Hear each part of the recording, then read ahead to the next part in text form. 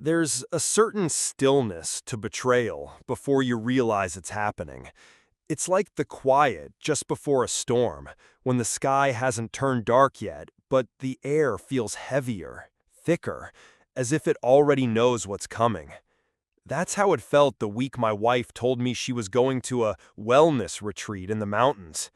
It was a Thursday evening in late April. The air still carried a bite of winter, and the sun had already dipped behind the hills by the time I walked through our front door.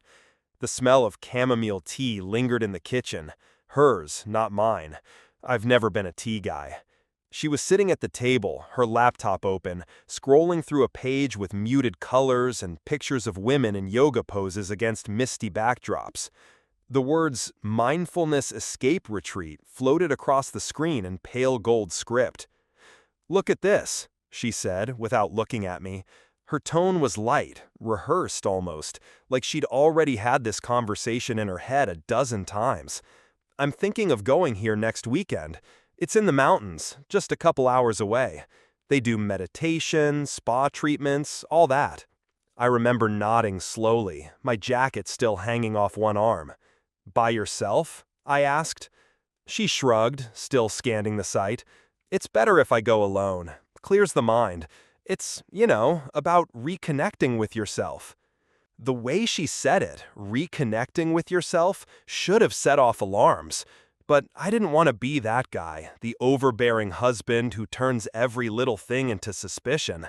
We'd been married 8 years, and though the last year had been quieter, I still clung to the belief that trust was our foundation. So I told myself this was fine. People go on retreats. People take weekends for themselves, right? Still, something in me took a snapshot of that moment. The way she avoided my eyes when she spoke, the faint smile that didn't reach them, and the tiny pause before she answered my questions.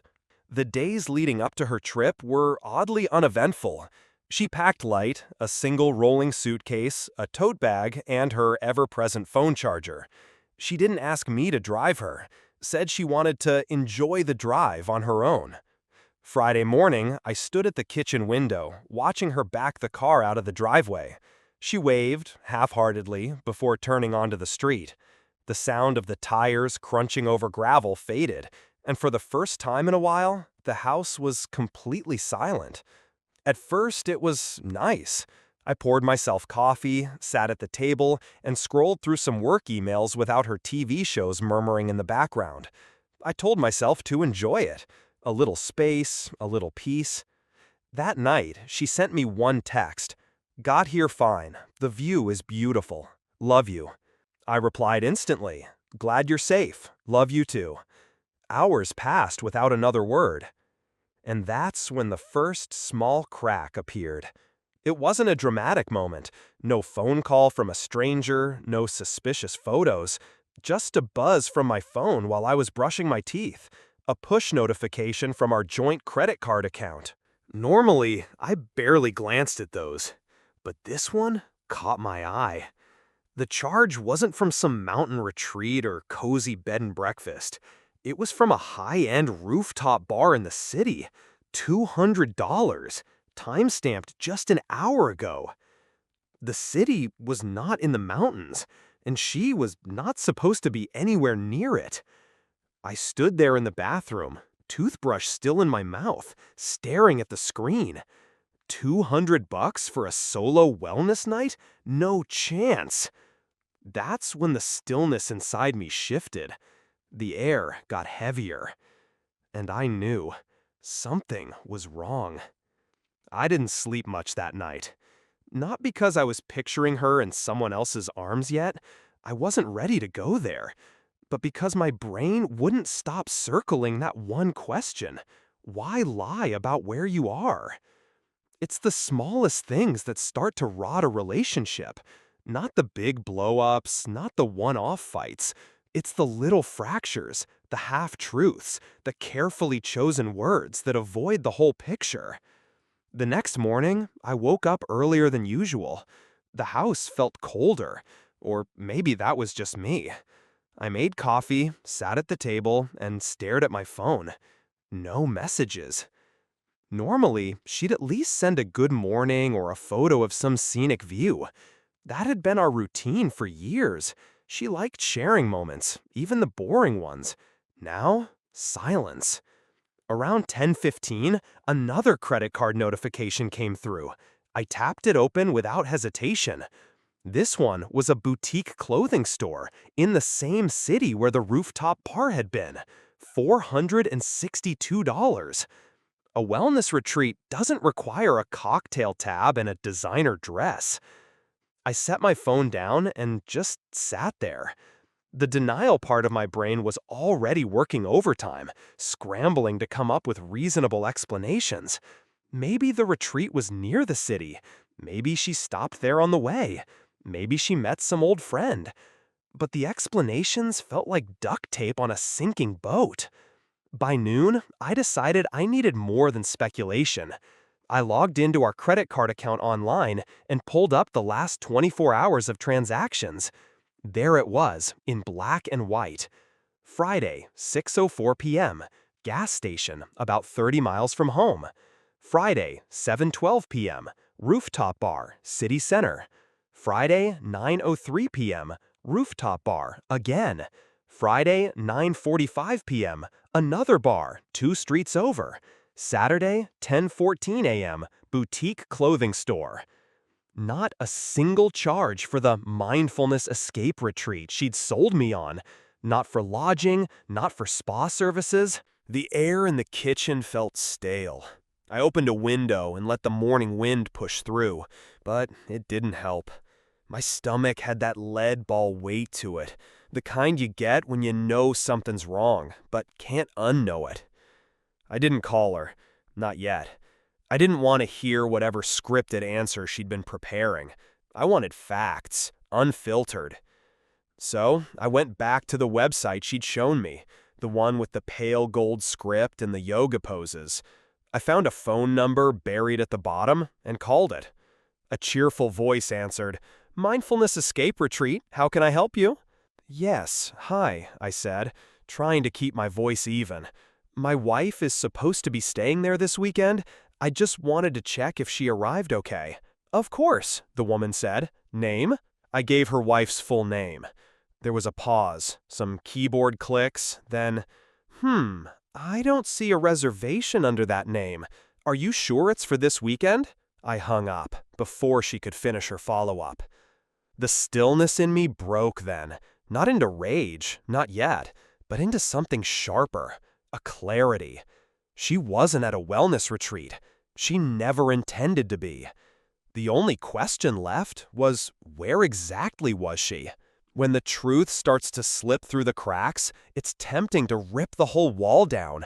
But I've learned that patience reveals more than rage ever will. I spent the rest of that Saturday watching the clock. My phone stayed on the table in front of me, the credit card app open like a live feed. If she was in the city, I wanted to see exactly what she did next. Around 2:37 p.m., another charge popped up. A late lunch at a high-end restaurant near the waterfront, a place we'd been to once for our anniversary, with a bill for two had been just over $200. The timestamp made it clear it was a sit-down meal, not a quick snack between yoga sessions. That was the moment I stopped hoping there was an innocent explanation. You don't eat a romantic lunch for two on a solo self-discovery weekend. I pulled up Google Maps and typed in the restaurant's name, checking the street view. The boutique she'd visited earlier was only a few blocks away. The rooftop bar from the night before, just a short walk down the same stretch. She wasn't wandering. She was staying in the area. The thought came uninvited. She's with someone. And just like that, it stuck. By the time the sun started dipping again, I had a full breadcrumb trail of her day. All of it thanks to the little plastic rectangle we both swiped without thinking. Boutique in the morning, expensive lunch early afternoon, wine bar at 5:18 p.m., hotel lounge at 7:02 p.m. That last one nearly knocked the air out of me. It wasn't even disguised. The name of the hotel was right there on the transaction. A luxury spot overlooking the river, the kind of place you book for anniversaries, honeymoons, or affairs. I closed my laptop and leaned back in my chair. The house felt too quiet now, the kind of silence that presses against your ears. I still didn't call her, not because I was afraid of what she'd say, but because I wanted her to keep thinking I was in the dark. People get sloppy when they believe no one's watching. That night, I poured myself a drink, something stronger than coffee this time, and sat by the living room window. I could see our driveway, empty except for my car. I imagined her in some dimly lit hotel suite, maybe looking out at the same night sky, but with someone else beside her. The thing about betrayal is that it's rarely sudden. It's a slow build, a series of choices. And once you notice the pattern, it's impossible to unsee it. By Sunday morning, I'd made up my mind. I wasn't going to wait for her to bring me scraps of the truth. I was going to find out exactly where she'd been, and with whom, before she even set foot back in this house. Sunday mornings in our house usually meant pancakes and coffee, maybe a lazy hour on the couch with her feet in my lap while we planned the week ahead. This Sunday, I woke up to silence and an empty side of the bed that still smelled faintly of her shampoo. It wasn't the comforting kind of absence, it was a reminder. I made coffee anyway, but I didn't touch the pancakes. My appetite had been replaced by a kind of steady, focused energy, the kind you get before you make a big move. I started with the hotel. It was a chain, but one of their high-end branches. The kind that caters to people who want to pretend they're someone else for a weekend. I found the number online and called, putting on the friendliest voice I could muster. "Hi there," I said. "I'm trying to get in touch with my wife. She's staying there this weekend. I think she might have given me the wrong room number. Could you connect me?" "Of course," the front desk clerk said politely. "What's her name?" I gave it to her, spelling it out slowly. There was a pause, the faint sound of typing. "Yes, I see her here," the clerk said, her tone shifting slightly. "Would you like me to put you through to her room?" My pulse spiked. "Actually," I said, keeping my voice casual, "could you tell me the room number? I'll just surprise her." "I'm sorry, sir, we can't give out that information, but I can transfer you." I cut her off. "No, that's okay. I'll just wait for her to call me back." I hung up before she could ask more questions. So she was there, in that hotel, not in a cabin, not at a retreat, not anywhere near the mountains. The confirmation hit harder than I expected. It's one thing to suspect, another to have it spelled out. I sat at the kitchen table, drumming my fingers against the wood, thinking. The credit card charges would be there forever. The hotel record would be there too. But what I didn't have yet was who. That's when I thought of Mark. Mark's been my best friend since high school. We'd played football together, been in each other's weddings, seen the worst and best of each other. More importantly, Mark lived only a few blocks from that hotel. I shot him a text. "You around today? Need a favor." He replied almost instantly. "Yeah, what's up? Can you swing by the Riverside Grand Hotel in about an hour? Just keep your eyes open for my wife." There was a pause. Then, oh, hell. Okay, I'll go. An hour later, my phone buzzed. It was Mark. "She's here," he said without preamble. "She just came out of the lobby. Not alone." I gripped the phone tighter. "Who's she with?" Mark exhaled. "Tall guy, maybe mid-30s, dark hair, hand on her lower back. They look close." I closed my eyes. The image burned itself into my mind, even though I wasn't there to see it. Mark hesitated before adding, "They're walking toward the parking garage. You want me to follow?" "Yes," I said, my voice low. "Follow them." Mark had always been the type to treat everything like a mission. Back in high school, if we needed beer for a party, he could get it without a hitch. If a buddy got into trouble, Mark was the one who handled it quietly. So when I told him to follow them, I knew he'd do it right. I stayed in my kitchen, phone in hand, pacing between the counter and the window while waiting for updates. 5 minutes later, he called. They just pulled out of the garage, he said. He's driving. She's in the passenger seat, laughing at something. You want me to keep tailing? Yes, I said immediately. My voice sounded calmer than I felt. I imagined her, my wife, sitting in another man's car, turning her head toward him the way she used to look at me. It was a strange kind of pain. Not a stab, more like a slow, steady burn that didn't let up. They're heading toward the waterfront, Mark continued, turning into that little strip near the Riverwalk. I knew the place. It was lined with boutique shops, wine bars, and tiny restaurants with outdoor seating. Romantic spots for couples.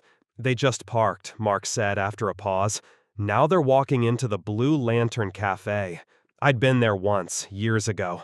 Small tables, dim lighting, live music in the evenings. It was the kind of place where you linger, not just grab a coffee. They're sitting close, Mark reported, his arms around the back of her chair. She doesn't look like she's resisting. I pressed my hand to my forehead, eyes shut. Get a photo, I said. Mark didn't question it. A few minutes later, my phone buzzed with a picture message. There she was, my wife, leaning in toward him, her hand on his knee. She looked happy, not guilty, not nervous, just comfortable, like they'd done this 100 times. I stared at that image until it blurred. Mark called again. You want me to stick around? No, I said finally. My voice was flat now, almost mechanical. You've done enough. Go home. When I hung up, the house felt smaller somehow, like the walls were pressing in. The photo was still on my phone, and I couldn't stop looking at it. This wasn't a maybe anymore. It wasn't a misunderstanding. This was real. And now I had proof. The only thing left was deciding what to do with it.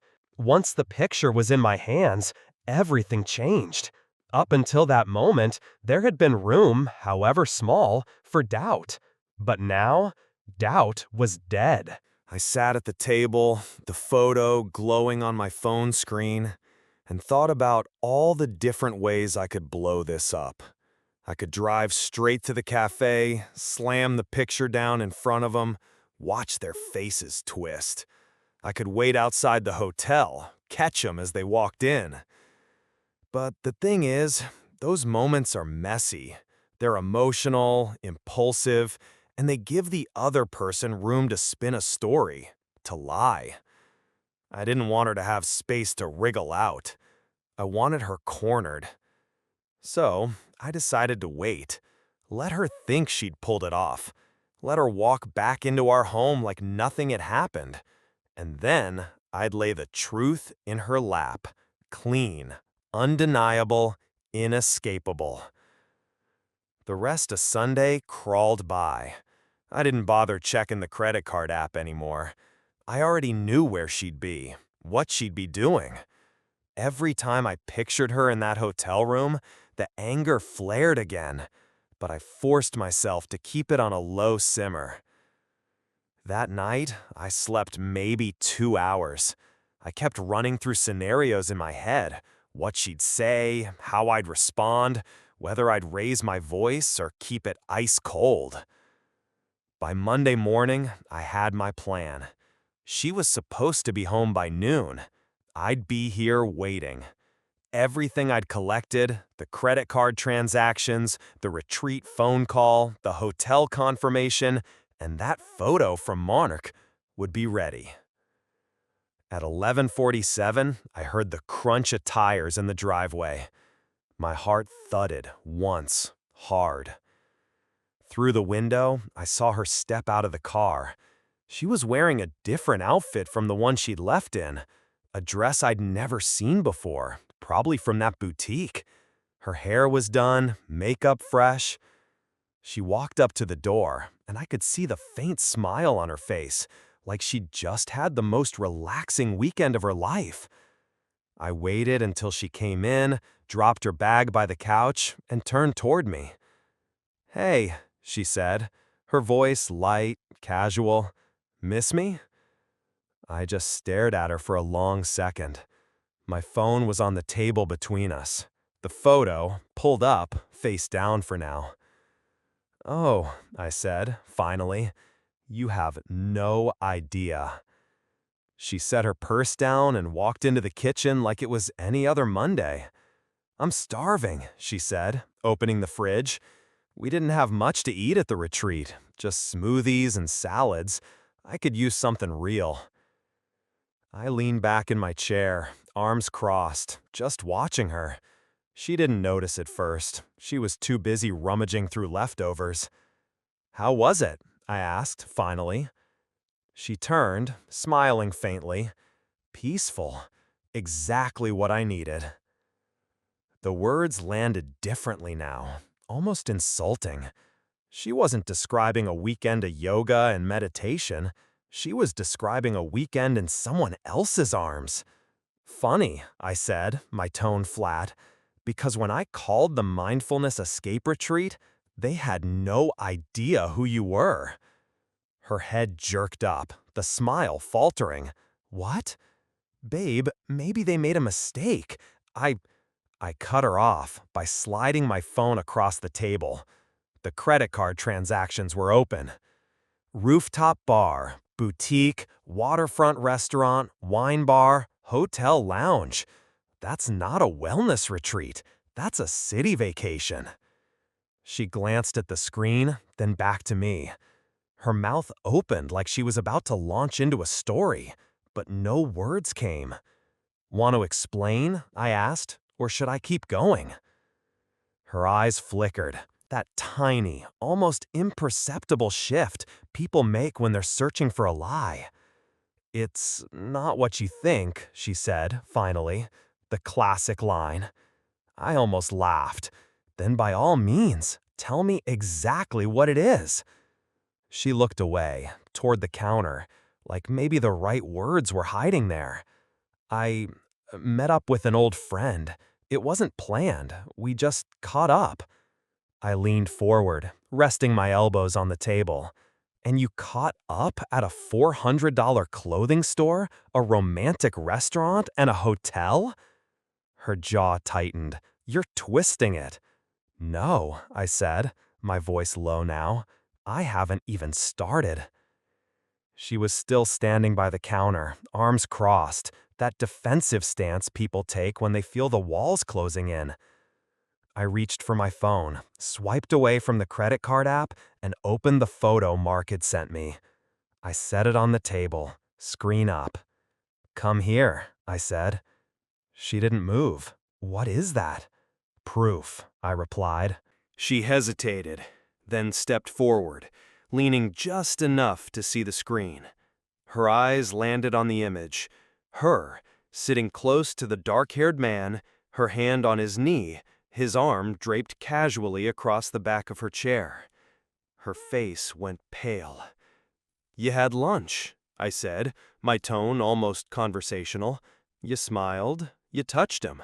That was Saturday, 2:41 p.m. at the Blue Lantern Cafe. Mark saw you walk in together." Her mouth opened, then closed again. She glanced toward her purse like she might grab it and run, but I kept my eyes locked on her. "I want to hear you say it," I told her. "Who is he?" She swallowed, staring down at the photo like it might change if she looked long enough. "Just someone I met a while back," she said finally, her voice thin. "And you just happened to catch up in a hotel for 2 nights?" I asked. She flinched. That was the first real crack in her composure.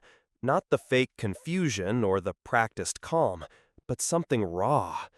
"I didn't mean for it to happen like this," she said, which was as good as a confession. I leaned back in my chair, letting the silence stretch between us. The weight of it made her shift on her feet. "You've been lying to me for days," I said, "and if I hadn't checked the credit card, if I hadn't called the retreat, you would have walked back in here and fed me some story about yoga and mountain air?" She didn't deny it. She didn't even look up. That's when I realized the woman standing in front of me wasn't the same one I'd married 8 years ago. And maybe she hadn't been for a long time. There's a point in every argument where you realize you're done collecting answers. You stop asking questions, not because you got the truth, but because you finally understand you'll never get the whole of it. That's where I was, sitting at the table with her standing across from me, eyes down, voice small. I wasn't interested in why anymore. Why never fixes anything. I pushed the phone aside and folded my hands. "Here's what's going to happen," I said.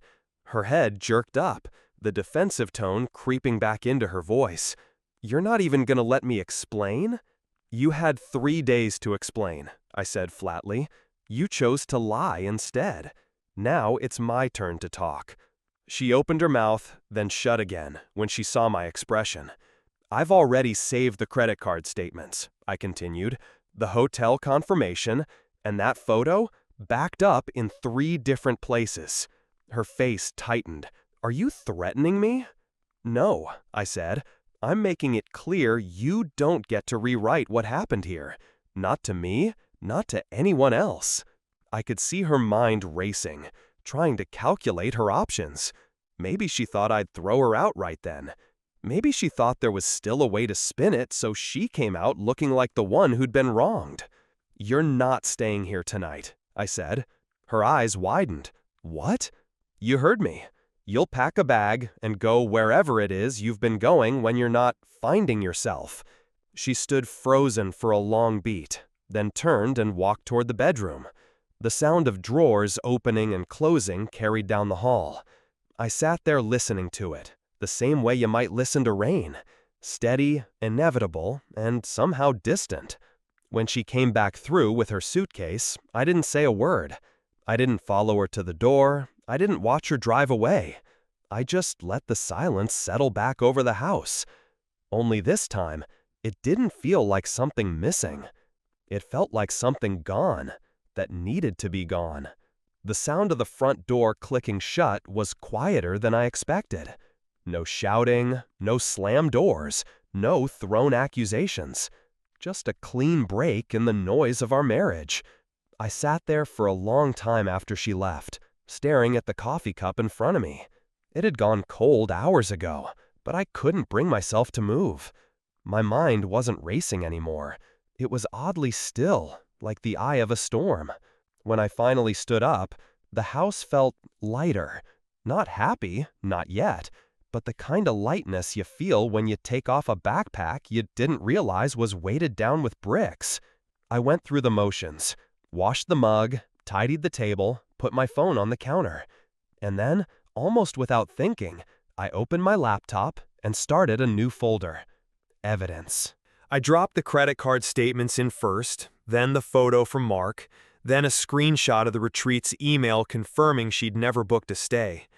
I didn't know if I'd need it for a lawyer or just for my own sanity, but it felt like stacking bricks in a wall between me and whatever story she might try to tell later. By the time I finished, it was past 7 p.m. The house was dark except for the kitchen light. I poured myself a drink, whiskey this time, and stood at the living room window. The street was quiet, the kind of Sunday night calm that used to make me feel settled. Now it felt like a reset button. I thought about calling someone, my brother maybe, or Mark, but the truth was, I didn't want to hear anyone's voice just yet. I didn't want comfort or outrage on my behalf, or even advice. I just wanted the silence. Because for the first time in months, it was honest. The first night without her felt strange, but not in the way I expected. I thought I'd lie awake, staring at the ceiling, replaying every detail of the weekend until my brain burned out. Instead, I slept harder than I had in weeks. Monday morning, I woke up before the alarm. The bed was cool and wide, and for once, there was no muffled sound of her phone buzzing beside me. No half-hearted, "good morning." Just quiet sunlight spilling through the blinds. I made coffee, sat down with my laptop, and opened a new tab, Divorce Attorneys Near Me. Scrolling through the list, I realized how automatic the decision felt. There wasn't a debate in my head, no weighing of pros and cons. The marriage had been dead long before the affair. The affair was just the proof I couldn't ignore. By noon, I'd spoken to one attorney and scheduled a consultation for later in the week. He'd told me to gather financial records, proof of the affair if I had it, and any communication between us that showed deception. I told him I had all of it ready. After hanging up, I walked through the house with a trash bag, collecting her things. Not all of it, just the obvious, the stuff that made the place feel like it was still half hers. Shoes by the door, a sweater draped over the couch, makeup scattered across the bathroom counter. Each item went into the bag without ceremony. No anger, no dramatic tossing, just a steady rhythm. By the time I tied the bag shut, the rooms already felt different. Mark texted later, just 2 words. "You good?" I typed back, "Getting there." And I meant it. It wasn't that I was over it. You don't erase 8 years in a weekend. But I could feel the first inch of distance forming between me and the wreckage. And with every step I took, that inch grew. By Thursday, I was sitting across from the attorney, a folder of documents on the table between us. He flipped through the credit card statements, the hotel call log, and the photo from Mark without much expression. To him, it was just another case. To me, it was the last 8 years reduced to paper and pixels. "She's not going to fight this," he said matter-of-factly. "You have hard proof. If she's smart, she'll sign and move on." I nodded. That was all I wanted. No drawn-out battles, no revenge campaigns, no public spectacle. Just an ending. That night, I sent her a single text. "We're done. My lawyer will be in touch." No threats, no pleading, just a fact. She didn't reply. Over the next week, I started filling the empty spaces in the house with small changes. A different set of mugs in the kitchen, new sheets on the bed, a fresh coat of paint on the hallway wall. Little things that didn't erase her, but made it clear this was my space now. I stopped checking the credit card app. I stopped wondering where she was. The habit of tracking her movements fell away quicker than I expected, replaced by something far better: not caring. One evening, about 2 weeks later, I found myself on the porch with a cup of coffee, watching the sunset. The air was warm, the neighborhood quiet, except for a few kids playing down the street. For the first time in a long while, I felt steady. Betrayal changes you. It sharpens some edges and smooths others. It teaches you how fast a foundation can crumble, and how strong you can stand when it does. If there's one thing I'd tell anyone reading this, it's this: trust is a gift, not a guarantee. Give it carefully and take it back the moment someone shows you they can't hold it. I gave her mine for 8 years. She lost it in 3 days. And I didn't lose myself with it.